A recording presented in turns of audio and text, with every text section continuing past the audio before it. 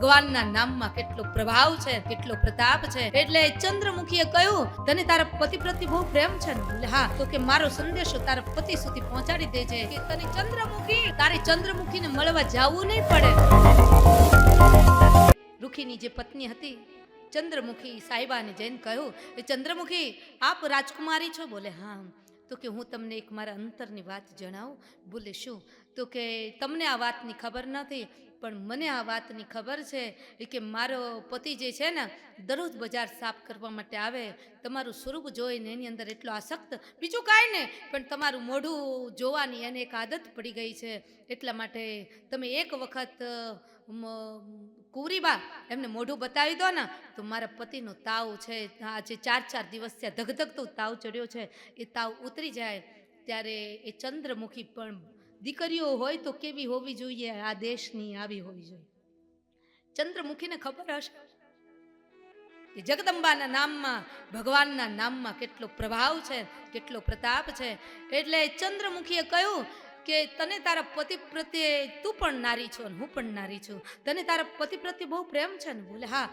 તો કે મારો સંદેશો તારા પતિ સુધી પહોંચાડી દેજે કે તને ચંદ્રમુખી, તારી ચંદ્રમુખીને મળવા જવું નહીં પડે, પણ ચંદ્રમુખી તને સામેથી આ નગરની રાજકુંવરી પોતાના સોનાના રથની અંદર બેસી તને સામેથી એને મોઢું મારું મોઢું બતાવવા માટે હું સામેથી આવીશ, પણ 6 મહિના સુધી કંઈ પણ કર્યા વગર તું હાથમાં માળા લઈ જગદંબાના નામની જ્યોત જલાવી જય અંબે જય માતાજીના નામનું સ્મરણ ચાલુ કરતે. આજથી પાક્કા 6 મહિના ગણી લેજે. 6 મહિના પછી મારો રથ તારા આંગણે આવીને ઉભો રહેશે. જા, મારું વચન છે ને મારું વેણ છે. હા તો ગઈ ને. આ તો માણસ આસક્ત બનેલો માણસ ચંદ્રમુખીમાં.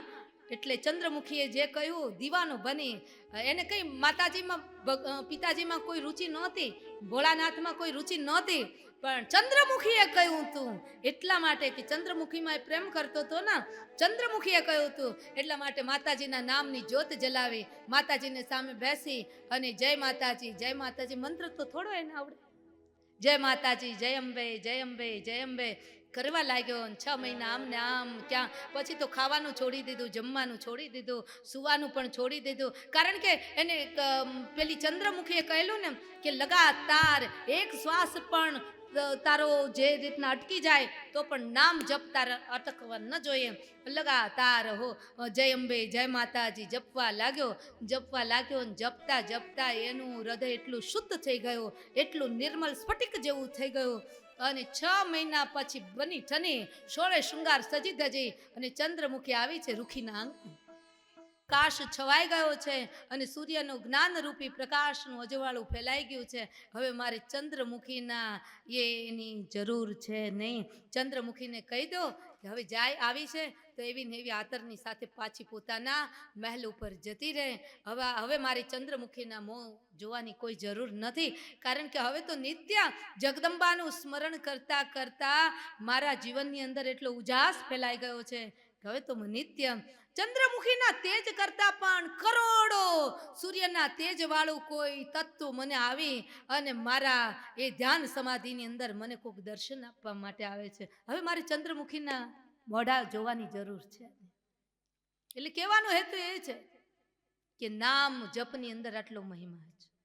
તમે જ્યારે નવરા બેસો ને ત્યારે બેનપણીઓની સાથે વાતો કરો એના કરતાં આ નીલાંચલ પર્વત છે જ્યાં બેસો ત્યારે જેટલો સમય મળે ત્યારે 99 મંત્રના જાપ છે.